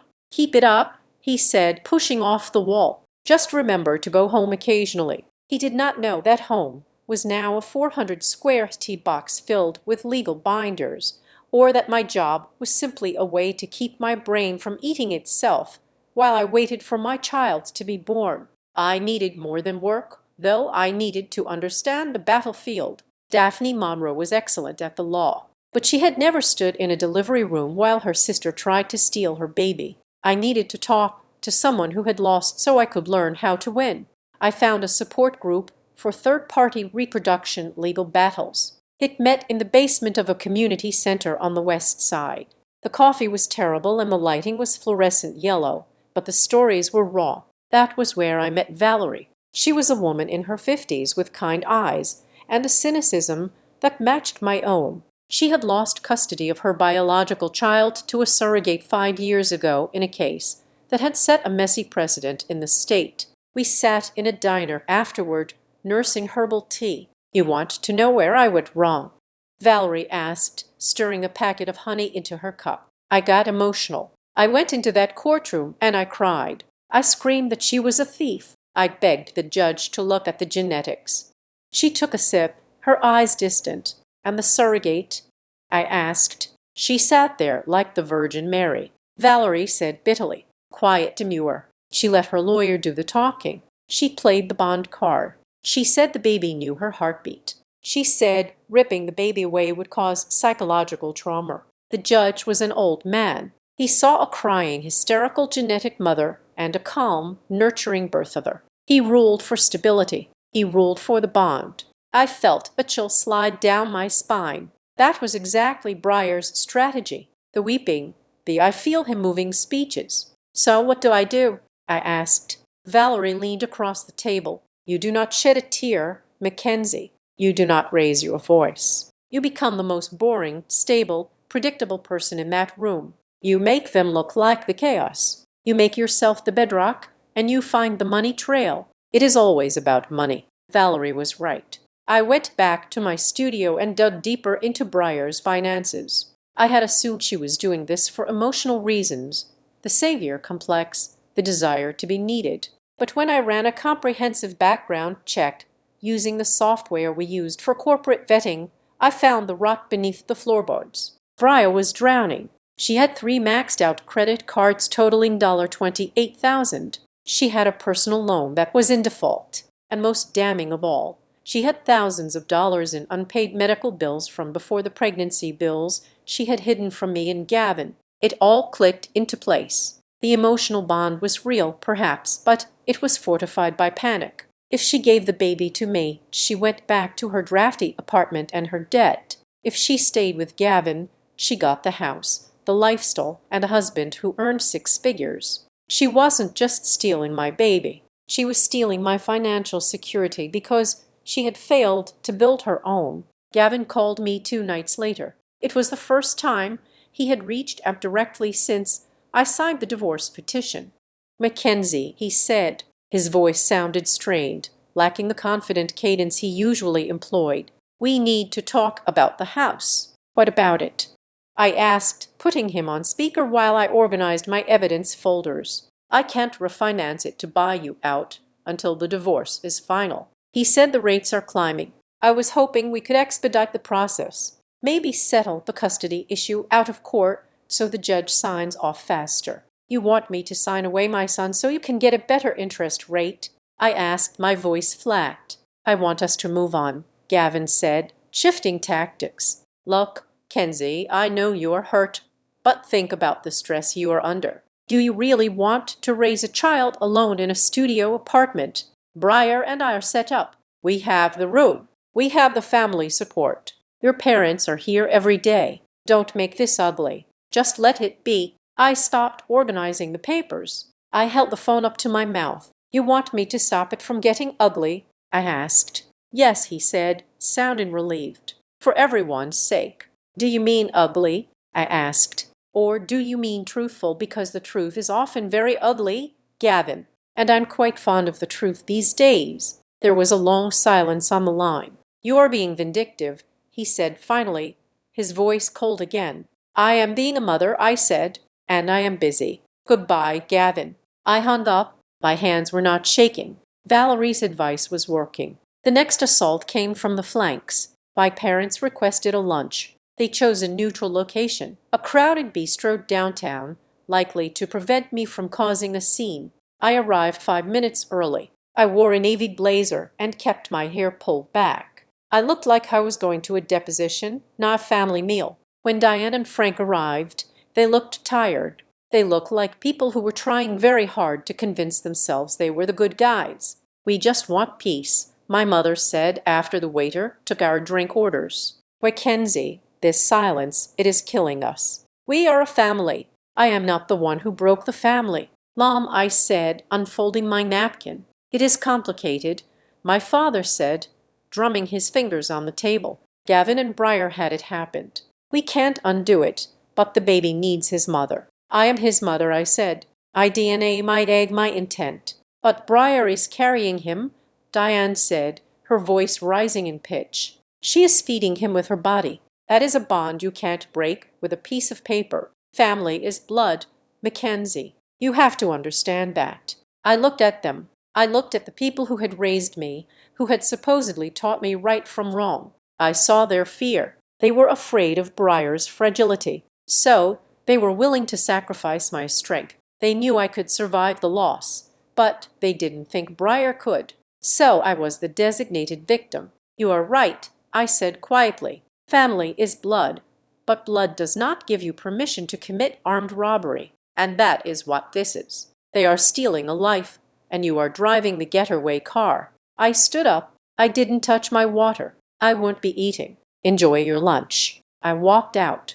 I deleted their numbers from my favorites list before I even reached my car. I focused on the one thing I could control, the environment my son would come home to. I knew Gavin and Briar had the nursery on Elm Street. It was likely filled with expensive toys, hand-painted murals, and the suffocating weight of their deceit. I created the opposite. In the corner of my studio, I set up a space that was pure, functional, and fiercely loving. I bought a white crib, a gray rocking chair, a small dresser. There were no frills, no themes, no unnecessary clutter. It was a space of clarity. I taped a picture of the sonogram to the wall above the crib. "You are coming here," I whispered to the grainy black and white image. "It is small, but it is honest and it is yours." Daphne Monroe came to visit the studio a week before the due date. She inspected the setup with a critical eye. "It is good," she said. "It shows preparation. It shows you have a plan, but we need more." Mackenzie, the judge might look at this and see a sad woman building a shrine. We need proof of their malice. We need proof that they are actively trying to erase you before the baby is even born. "I have the social media posts," I said, pointing to the whiteboard. "I have the financial records." "We need intent," Daphne said. "Hard intent. Have they tried to change the medical records? Have they tried to alter the birth plan legally?" "Not that I can see." I said the hospital is on notice. They can't change the birth certificate without flagging the system. "Keep digging." Daphne said Briar is impulsive. She will try to cement her claim. Find out how. I went back to the digital trail. I spent 2 days scouring every possible registry, every government portal I could access with my remaining shared credentials. I found nothing on the State Vital Records site. I found nothing on the hospital portal. Then I remembered an app Gavin used. It was a Spared Family Organizer app we had used for grocery lists and schedules. He had removed me from the calendar, but he hadn't deleted the account history. I logged in. I went to the trash folder hoping to find a deleted note or a list. There was nothing there. Frustrated, I went to the linked accounts section. I saw a connection to a baby naming website, one of those sites where you can order custom monogrammed blankets and wall art.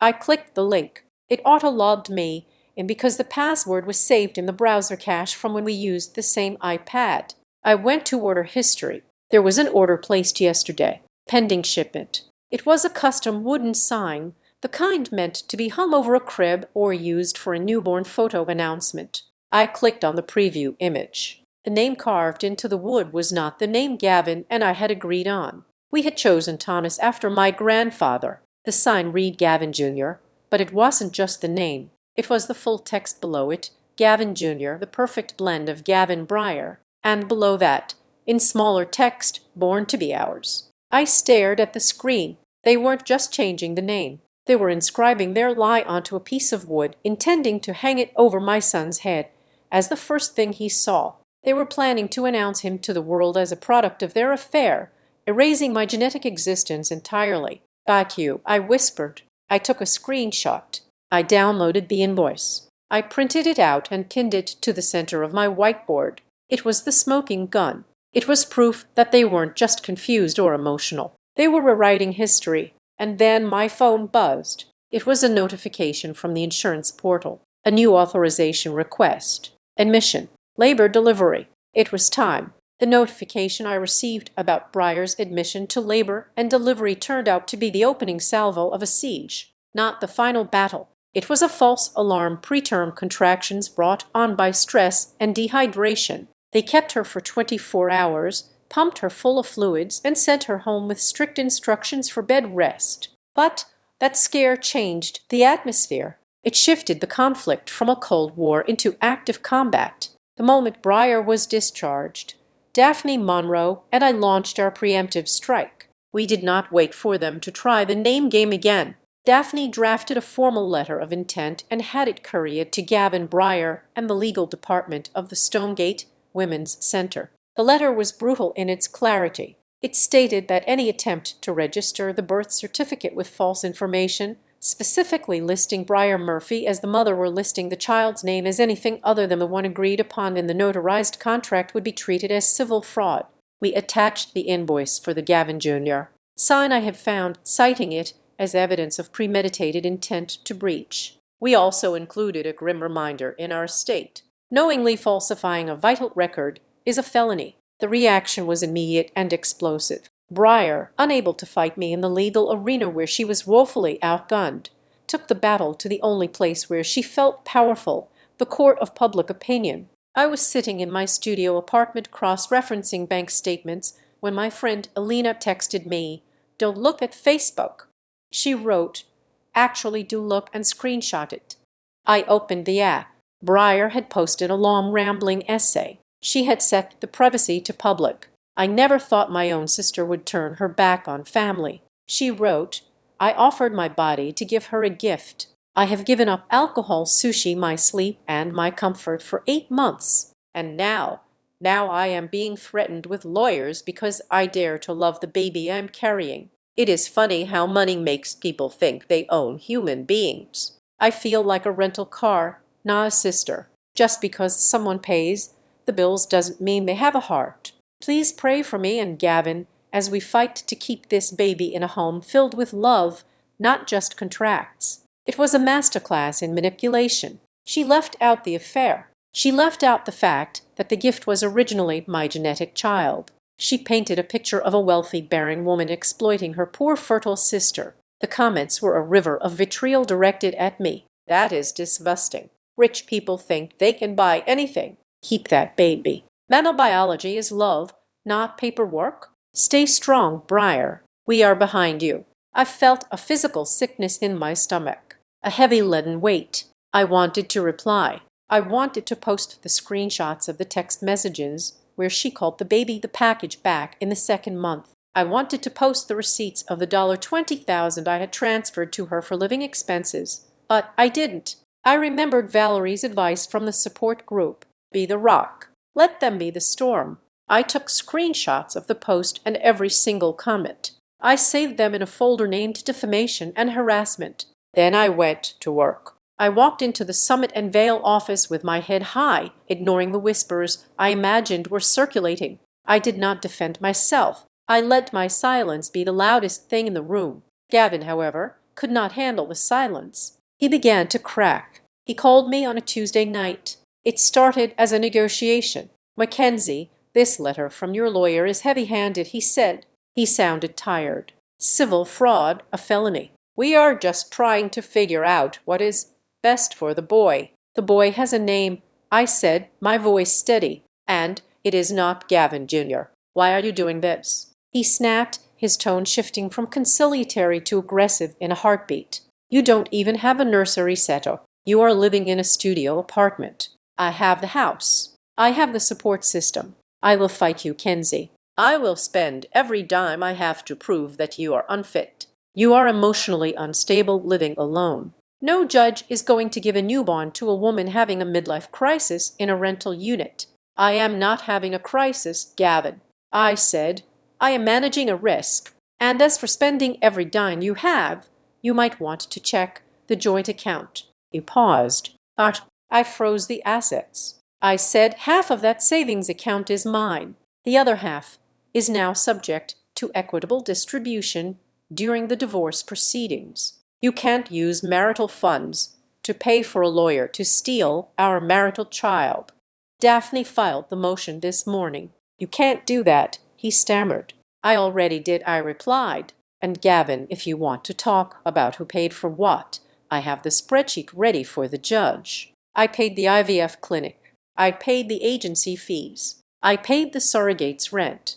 I paid for the prenatal vitamins. I effectively hold the receipt for this entire pregnancy. If you want to claim him, you better be prepared to write me a check for $140,000 by Friday. Can you do that?" He hung up. The financial pressure was working, but the emotional war was escalating. My mother Diane decided that if she couldn't legally make Breyer the mother, she would socially coronate her. She organized a sprinkle-a-baby shower for Breyer 2 weeks before the due date. They held it at my parents' house. They didn't invite me, obviously, but in the age of social media, you don't need an invitation to see the crime scene. My cousin, a sweet girl who didn't quite understand the intricacies of the feud, posted a video to her story. I watched it in my dark apartment. The living room was filled with balloons. Breyer was sitting in my grandmother's rocking chair, wearing a sash that said, "Mommy, to be my father."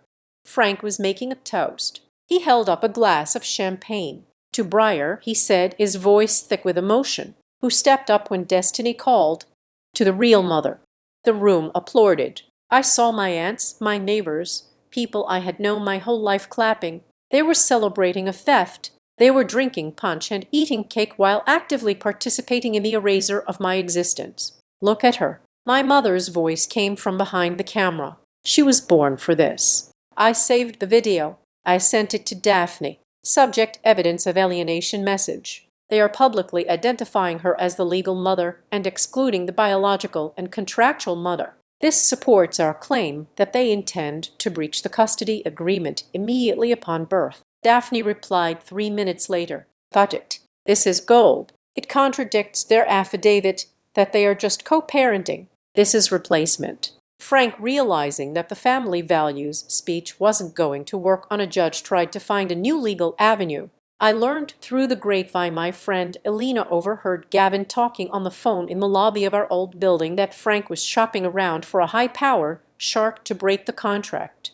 He went to 3 different firms. The feedback was apparently unanimous. Daphne Monroe was known as the Iron Lady of Fertility Law for a reason. The contract she had drafted was not just a piece of paper. It was a fortress. It had clauses for behavioral breach, financial breach, and emotional distress. It explicitly stated that genetic contribution and intent to parent superseded gestational bonding. Frank had money, but he didn't have a case. They were trapped. Desperation makes people do irrational things, and Breyer was desperate. 5 days before the due date, my phone alerted me to a location change on the shared ride-sharing app account. I had forgotten to remove myself from it, or perhaps I had left it there subconsciously as a tripwire. A car had been requested from Breyer's address. The destination was not Stonegate Women's Center, a hospital named in our contract. The destination was Mercy General, a hospital across the county line.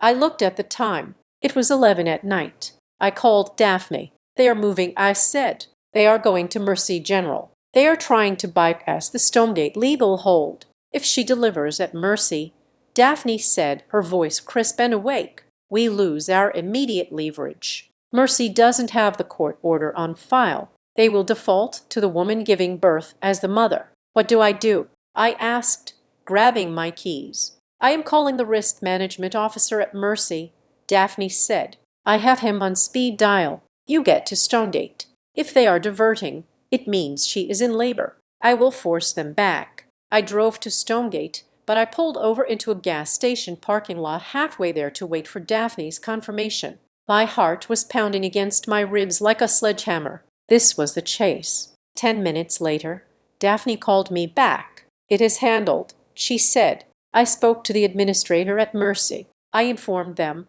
that admitting Breyer Murphy would make them party to a breach of contract carrying a multi-million-dollar liability. I sent them the order. They turned the car away at the emergency room bay. I let out a breath I didn't know I was holding. They turned a woman in labor away. She wasn't crowning. Daphne said she was at 4 cm, stable enough for transfer. They told the ambulance to take her to her contracted facility. They're en route to Stonegate now. Gavin is reportedly furious. He threatened to sue the hospital. "Let him," I said. He can't afford it. They will be at Stonegate in 20 minutes. Daphne said, the legal team there is ready. Security has been briefed. Briar checks in as a surrogate. You are listed as the mother. The protocol is active. I sat in my car staring at the rain streaking the windshield. I had won the tactical maneuver. I had forced them back onto my terrain. But the victory felt hollow. My son was about to be born into a war zone. My phone buzzed again. It was a text from Briar. She must have been in the back of the ambulance or the car, scared and angry, realizing that every exit door she tried to open was locked by my signature. You think you are winning? The text read, you think because you have the best lawyer and the most money that you owe him, but you can't buy what we have. I feel him. He knows my voice. He calms down when I sing to him. You can win the contract, Mackenzie, but I have already won because he loves me. You will just be the stranger who took him away.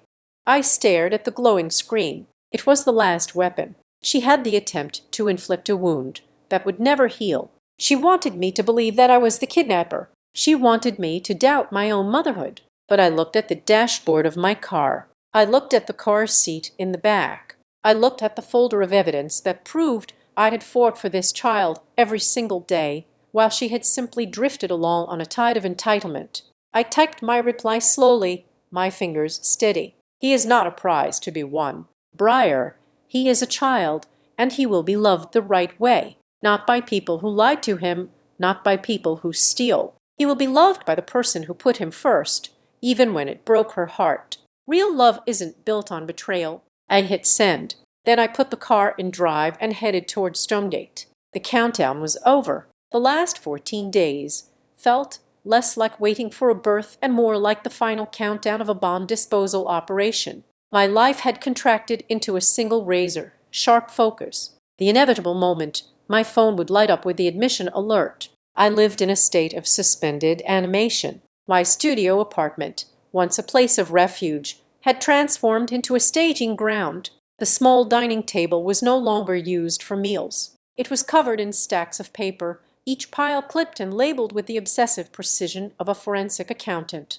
I had the medical power of attorney in a red folder. I had the gestational surrogacy agreement, the original notarized document, with the Briar's flourish of a signature, in a blue folder. I had the emergency custody order stamped and signed by a judge who had seen the evidence of their intent to abscond, a bright yellow envelope that screamed "Read me first." I had packed my hospital bag, but it contained no cute matching robes or fuzzy socks. It contained a black blazer, a white silk blouse, and tailored trousers. I was not going to the hospital to be a mother in the soft, sentimental sense. I was going as the CEO of this child's life. I packed a second bag for the baby-neutral onesies, a hypoallergenic blanket I had washed 3 times in unscented detergent, and the car seat base which sat by the door like a sentry. Daphne Monroe was moving pieces on the chessboard that Gavin and Briar didn't even know existed. She had spent the last week in direct communication with the legal department of Stonegate Women's Center. The file is flagged. Mackenzie, Daphne told me over the phone on a Tuesday morning. Her voice was calm, the voice of a general who has already won the war but still has to fight the battle. I spoke with their general counsel. They have placed a high-risk custody alert on Briar's patient profile. The moment she checks in, security is notified. The head nurse on the labor and delivery floor has a copy of the court order. They are not going to let Gavin sign that birth certificate. They are not going to let Briar leave the ward with the infant. The hospital is terrified of a lawsuit. We have made you the path of least resistance. And the police? I asked, pacing the length of my small room. On standby, Daphne said, if they try to physically block you or if they try to leave against medical advice with the baby, hospital security will call the precinct. We have the law, Mackenzie. Now we just need the timing. I needed a witness. I could not walk into that room alone. If it was just me against Gavin, Briar, and my parents, it would be my word against a hysterical family. I needed a third party, someone cold, sober, and unimpeachable. I called Eleanor. I need you to be ready, I told her. It could be 2:00 in the morning. It could be noon on a workday. Can you do it? I have a bag in my trunk. Eleanor said. She didn't ask questions. She didn't offer platitudes. I am the designated driver for your justice, Mac. Just say when. While I sharpened my knives in the dark, Gavin and Briar were dancing in the light, drunk on their own hubris. Gavin posted a photo on Instagram 3 days before the due date. It was a picture of the nursery in the house on Elm Street, the house I had paid for, the room I had painted. They had finished it. It was a masterpiece of expensive taste. There was a hand-carved rocking horse. There was a crib that cost more than my first car. The caption read, "Ready for the pitter-patter of little feet. The waiting is the hardest part, but building this home for you has been the greatest joy of my life." The light. New chapter. He was celebrating. He genuinely believed he had won. He thought that because I was silent, I was defeated. He thought my absence was acquiescence. He had no idea that every time he posted, he was handing me another bullet. I printed the photo. I added it to the dossier under evidence of exclusion. But it was Briar's behavior that turned my blood to ice. She began posting videos of herself talking to the baby. In one, she was rubbing her stomach, her eyes closed, swaying to music I couldn't hear. "I can't wait to meet my girl," she whispered in the video. "My sweet, precious girl. Mummy has so many dresses waiting for you." I stared at the screen, baffled. My girl. I pulled up the genetic report from the embryo transfer. The report I had memorized 8 months ago. It was a male embryo. We had transferred a male embryo. I checked the portal again. The ultrasounds confirmed it. It was a boy. Briar wasn't just lying to the world. She was lying to herself. She wanted a daughter, perhaps to recreate our own twin dynamic, to create a mini Briar she could mold. And she had simply decided that reality would bend to her will. She was buying pink dresses for a son. It was a level of delusion that terrified me. It wasn't just theft anymore. It was psychosis. I saved the video. I sent it to Daphne with a note. She thinks it is a girl. The medical records clearly state male. She is detached from reality. Daphne's reply was immediate. "This is excellent. It proves she is not treating this as a medical process, but as a fantasy. It supports our claim of psychological instability." I stayed silent. I let them spin their narratives. I let my mother comment, "So beautiful," on every lie. I let my father tell his golf buddies he was getting a granddaughter. Their noise was my cover. Then, on Thursday evening, the silence broke in a way I didn't expect. I was heating up soup in my kitchenette when my phone rang. It was Gavin. I hesitated. Daphne had told me not to engage unless necessary, but something in the rhythm of the ring, or maybe just my own intuition, told me to answer. "Hello," I said. "Can you meet me?" Gavin asked. He didn't say hello. His voice was low, hurried. "Not at the house. There is a coffee shop on 4th and Main, the one with the drive-through. Can you be there in 20 minutes? "Hi," I asked. "I need to tell you something," he said, "before the baby comes. Please, Kenzie, just 10 minutes. I agreed. I drove to the coffee shop, parking in the darkest corner of the lot. I kept the doors locked. I kept my phone recording in my pocket. Gavin's car pulled up 2 minutes later. He got out and walked over to my window. He looked terrible. The confident, arrogant man from the nursery photo was gone. His eyes were rimmed with red. He hadn't shaved in 2 days. He looked like a man who was being eaten alive by his own conscience. I rolled the window down 3 in. "What do you want, Gavin?" He leaned against the car, looking at the pavement. "I don't know if we are doing the right thing," he whispered. I felt a flicker of hope, not for us, but for him. "Then stop it," I said. "It is not too late. You can stop this insanity right now. You can acknowledge the contract. You can tell Briar no. She is so fragile." "Kenzie," he said, his voice cracking. "She believes it. She really believes it. If I take this away from her, it will kill her. And your parents, they are pushing so hard. They say this is the only way to keep the family whole." "My parents are not the ones who will go to jail for kidnapping," I said coldly. "You are. You're the one whose name is on the line. Gavin, do you really want to start fatherhood with a felony?" He looked up at me then. I saw the fear in his eyes. He was weak. He had always been weak, swayed by whoever shouted the loudest. For years, I had been the loudest voice. So he had followed me. Now, Briar and my parents were screaming and he was following them. I just wanted a family, he said, a tear slipping down his cheek. I just wanted to be a dad. You are going to be a dad, I said, but you don't get to choose the mother just because you like her narrative better. I am the mother, Gavin. You can't edit me out. He opened his mouth to speak. He looked like he was about to fold. He looked like he was about to say, "Okay, let's stop."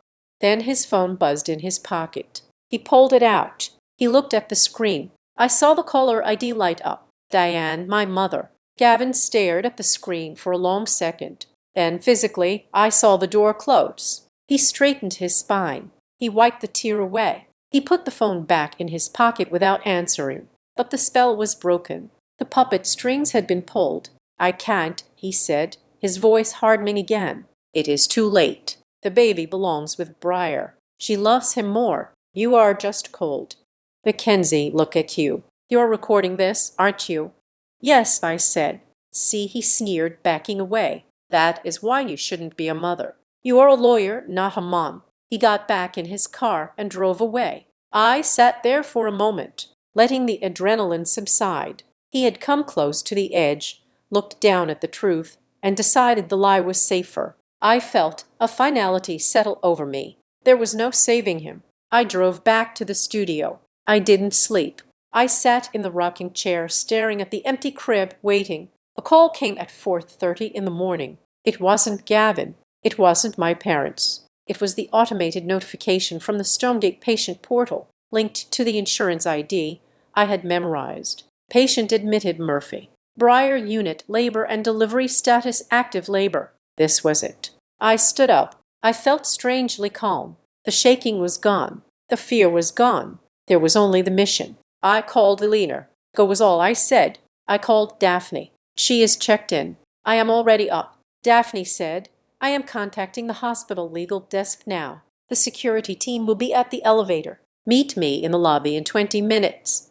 I hung up. I walked to the small bathroom in the corner of the studio. I turned on the harsh overhead light and looked at myself in the mirror. I didn't look like the woman who had cried in Dr.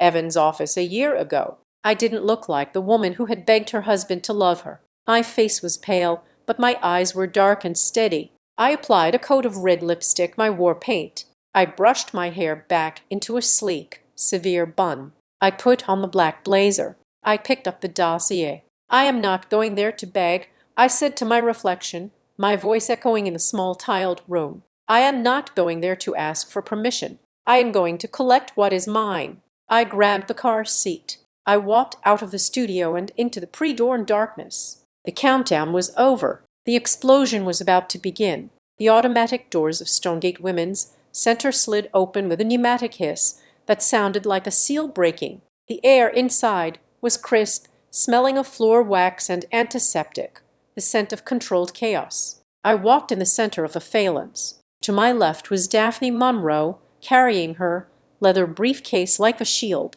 To my right was Alina, my witness, holding a notepad and looking grimly determined. We did not stop at the general information desk. We walked straight to the elevators, bypassing the bewildered night security guard, who started to rise from his chair until Daphne flashed her badge in the court order in a single fluid motion. "Legal counsel," she said, not breaking stride. "Expected on the 4th floor." The elevator ride was silent. The mirrored walls reflected a woman I barely recognized. I was wearing the black blazer I had packed. My spine was a steel rod. My hands resting by my sides were perfectly still. I was not a wife coming to support her husband. I was not a sister coming to hold a hand. I was a creditor coming to collect a debt that was 9 months overdue. When the doors opened on the labor and delivery floor, the atmosphere changed. It was 4:45 in the morning. The hallway was dim, lit by the glow of computer monitors at the nurse's station.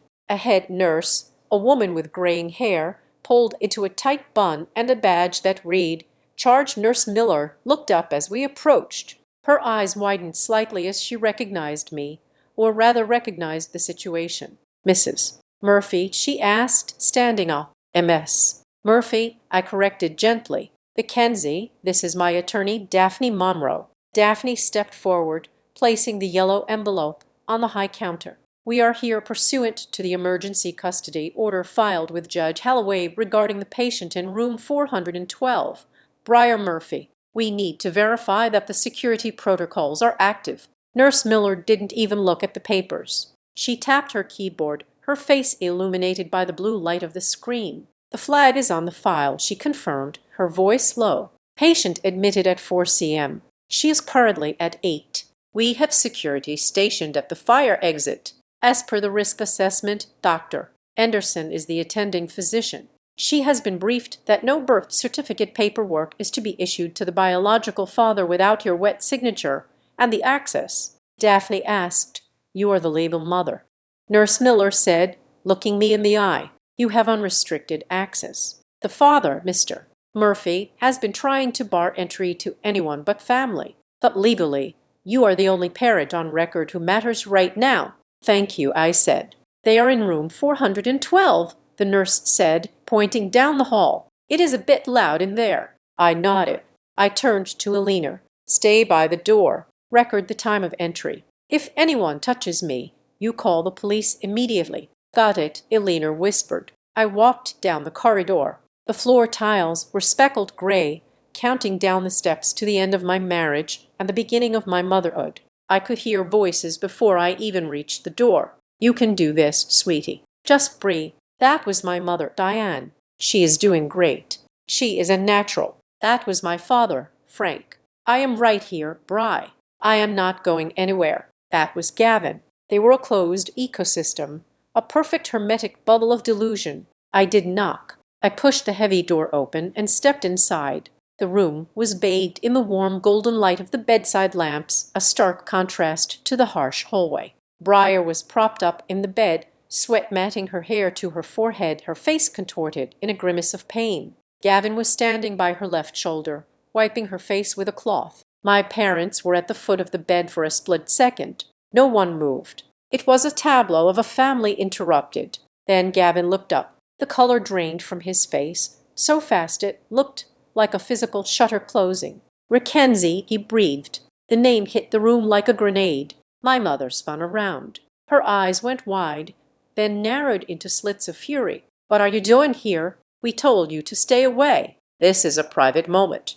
"It is a medical procedure," I said, my voice cutting through the humid, warm air of the room involving my son. "There is nothing private about it." Gavin let go of Briar's hand and took a step toward me. His posture was aggressive, defensive. "Get out, Mackenzie. Don't do this. Not now. She is in transition.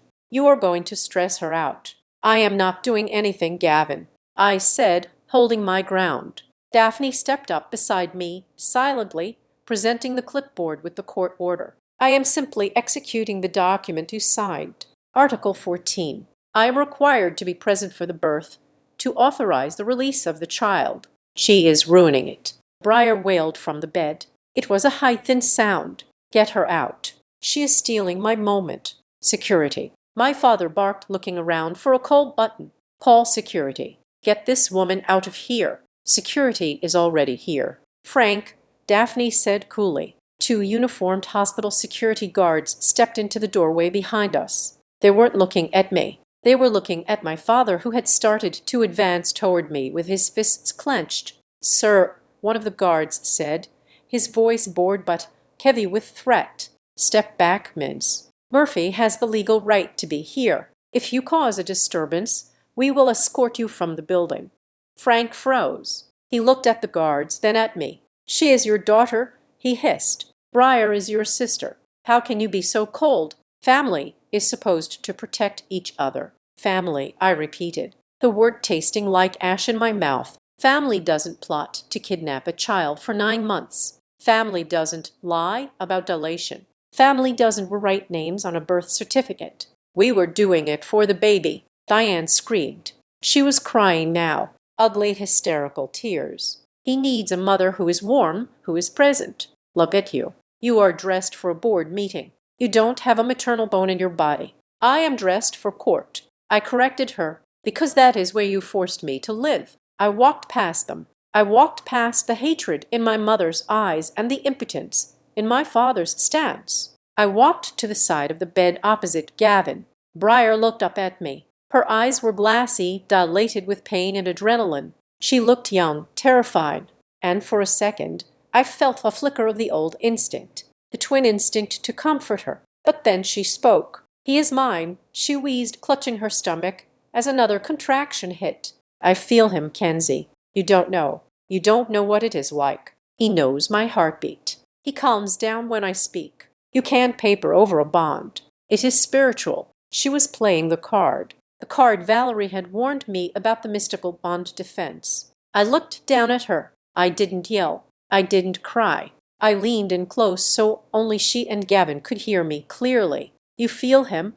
I said softly. "Because I paid $20,000 for the transfer. You feel him because I paid your rent so you could rest. You feel him because you convinced yourself that biology is a negotiation." I paused, letting the words sink in. "You don't feel a bond, Briar. You feel the entitlement of a thief who thought she wouldn't get caught. You feel him because you thought you were allowed to rob me." Briar let out a sob that turned into a scream as the contraction peaked. The monitor spiked. Dr. Henderson, the physician, breezed into the room, flanked by two nurses. She took in the scene. The security guards, the lawyer, the tension thick enough to choke on, and didn't blink. She was a professional. "All right, doctor," Henderson said, snapping on latex gloves. "I see we have a full house. Briar, I need you to focus. You are 10 cm. It is time to push. Get her out." Briar screamed again, pointing at me. "MS. Murphy stays, doctor," Henderson said, her voice brooking no argument. "She is the medical power of attorney. If you want this baby delivered safely, you will focus on your breathing and stop focusing on the audience." The next 20 minutes were a blur of medical commands and guttural sounds. I stood like a statue. I watched my sister push. I watched Gavin hold her hand, weeping, whispering promises he couldn't keep. "You are doing it. We are going to be a family. Just one more," he sobbed. He was still living in the fantasy. He truly believed that once the baby was out, the sheer force of their love would dissolve the contract. "Here we go, doctor," Anderson announced. "Head is out. One more big one, Briar." Briar screamed, a raw tearing sound, and then silence followed by a wet sputtering cry. My heart stopped. The world narrowed down to that sound. "It is a boy, doctor," Anderson announced. "Time of birth 5:12 a.m. A boy." I looked at Briar. She collapsed back against the pillows, panting, a look of expectancy on her face. She reached her arms out. "Give her to me," she whispered. "Give me my girl. It is a boy." "Briar, doctor," Henderson said, her voice gentle but firm. "It is a healthy baby boy." Briar blinked. "No," she murmured. "No, it is a girl. I know it is a girl." The delusion shattered in real time. I saw the confusion cloud her eyes. She looked at Gavin. "Gavin, it is a girl, right?" Gavin didn't answer. He was staring at the baby the nurse was wiping down. He looked devastated. The nurse did not hand the baby to Briar. She did not place him on Briar's chest for skin-to-skin, as was the standard protocol for a mother. Instead, the nurse walked the baby over to the warmer, did the Apgar assessment efficiently, and wrapped him in a hospital blanket. Then she turned and walked toward me. "Mrs. Murphy?" the nurse asked, looking at me. "MS. Murphy," I corrected automatically, my voice shaking for the first time. "He is perfect," she said, and she placed the bundle in my arms. The weight of him was shocking. He was heavy, warm, and solid. I looked down at the face scrunched up, red, angry at the cold world. He had my nose. He had the Murphy chin. I felt a sob rise in my chest, but I swallowed it down. I couldn't break. Not here. Not in front of them. "No," Diane screamed from the corner. "That is not right. Let Briar hold him. She just birthed him. She's the gestational carrier," Daphne stated, stepping between my mother and me. "The contract stipulates immediate transfer of custody to the intended parent upon birth. The hospital is following the court order." Briar was sobbing now, a keening broken sound. "Let me see him. Just let me see him. He is mine." I looked at my sister. I held my son tight against my chest. "He is not yours, Briar," I said quietly. "He never was." I turned to the nurse. "I have the car seat in the staging room. I am ready to be transferred to the postpartum recovery room designated for adoptive and surrogacy parents. Of course, the nurse said. Right this way. I started to walk toward the door. Gavin, Briar shrieked. Do something. Stop her. Gavin had been standing by the bed, his hand still resting on Briar's arm. He looked at her. He looked at the mess of sweat and tears and delusion. Then he looked at me, standing in the doorway with the child he had claimed he wanted to protect. He looked at his parents who were shouting at the security guards. He looked like a man waking up from a long feverish dream to find his house had burned down while he slept. He let go of Briar's hand. Gavin, Briar whispered. Gavin didn't answer her. He walked across the room. He didn't come to me. He walked straight to Daphne Monroe. The room went silent. Diane stopped screaming. Frank stopped posturing. Even Briar stopped crying to watch. They expected him to fight. They expected him to throw a punch, to grab the papers, to scream that he was the father. Gavin looked at Daphne. His eyes were dead. I need to sign something, Gavin said. His voice was hollow, stripped of all the arrogance, all the hope, all the fight. Daphne raised an eyebrow. Sign what, mister? Hervey, we are not negotiating custody in a delivery room. Not custody, Gavin said. He looked at me then. He looked at the baby in my arms. There was no love in his eyes anymore. There was only a terrible, crushing realization of the ruin he had caused. I need to sign the voluntary termination of parental rights, he said.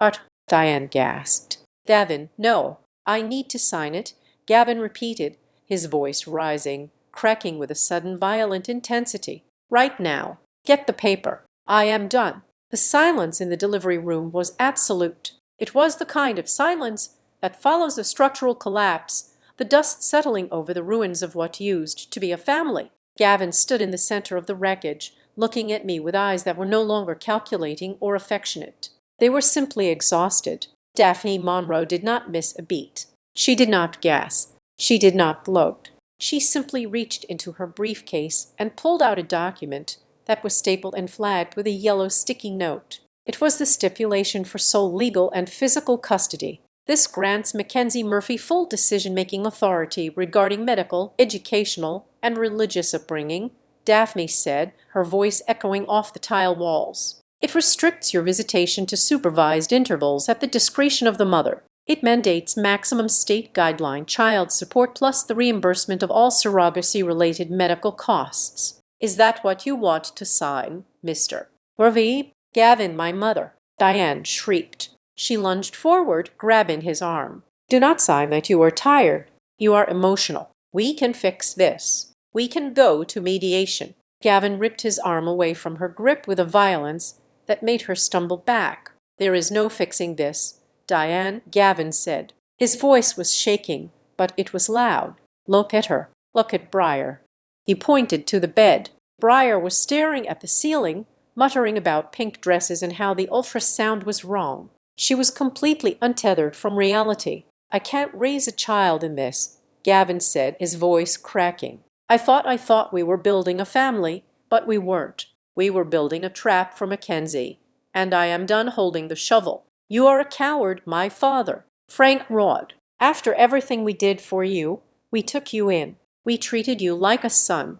You treated me like an accomplice. Gavin spat back. Then he reached into his pocket. He pulled out his phone. I knew you would turn on me, Gavin said. He looked at me, his expression pleading for a shred of forgiveness I did not have to give. Mackenzie, about 3 months ago, when I started getting cold feet, when I suggested we maybe tell you the truth, your parents threatened to cut me out of the real estate partnership. They told me I had to stay the course. He tapped the screen. So I started recording, he said. He hit play. The audio was tiny, but the voices were unmistakable. It was a conversation from a Sunday dinner I hadn't been invited to. Diane's voice. We just need to keep Mackenzie isolated until the baby comes. If she feels like she is lost, she will retreat. She always retreats. We just need to make Briar look like the victim. Frank's voice. The contract is just paper. If Gavin holds the baby first,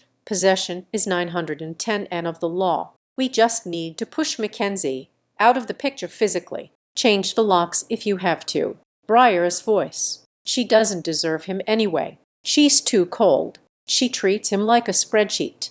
I am the only one who really loves him. Gavin hit stop. The room was frozen. The nurses were staring at my parents with open disgust. Dr. Henderson crossed her arms, looking from Frank to the security guards, silently authorizing them to intervene if necessary. My mother's face had gone the color of old ash. She looked at the phone, then at me. "Mackenzie," she stammered, "you have to understand. We were worried about the baby. You were plotting to steal him," I said. My voice was low, devoid of the anger they expected.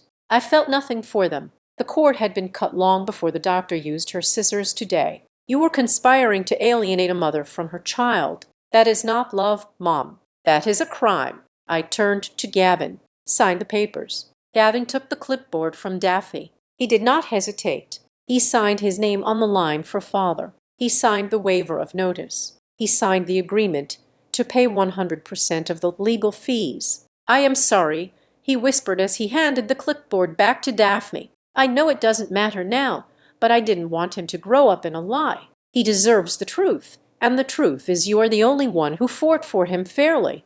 "You are right," I said. "It doesn't matter now, but thank you for doing the one decent thing you have done in 9 months." I turned to the bed. Briar was sitting up now. The reality was starting to seep in through the cracks in her delusion. She saw Gavin standing apart from her. She saw me holding the baby. She saw the papers in Daphne's hand. "Gavin," she whimpered. "What about the nursery? What about us?" "There is no us, Briar," Gavin said, not looking at her. "I am going to stay at a hotel. You should probably go back to your apartment."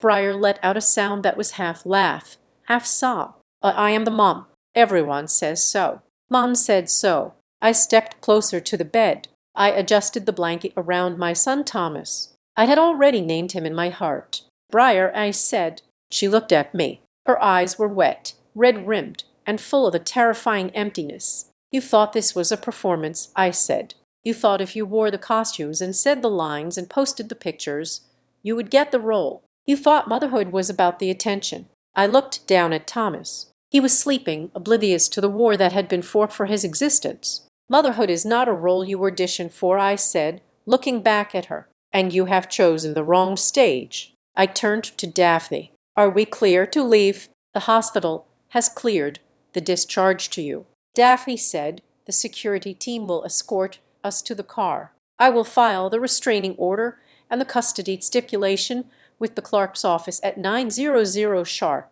"Let's go," I said. I walked out of room 412. I did not look back at my parents, who were standing like statues in the ruins of their own arrogance. I did not look back at Gavin, who was slumped in a chair, head in his hands. I did not look back at the sister who had tried to consume my life to fill the void in her own. I walked down the hallway, the wheels of the bassinet clicking rhythmically on the tiles. Eleanor was waiting by the elevator, tears streaming down her face. "You did it," she whispered. "We did it," I corrected. We rode the elevator down. We walked out into the cool gray morning air. The rain had stopped. The sky was beginning to bruise with purple and gold, the sun fighting its way over the horizon. I strapped Thomas into the car seat base I had practiced with for weeks. I got into the driver's seat. I locked the doors, and then finally I drove away. Epilogue. 14 months later. The wind off Lake Michigan was cold,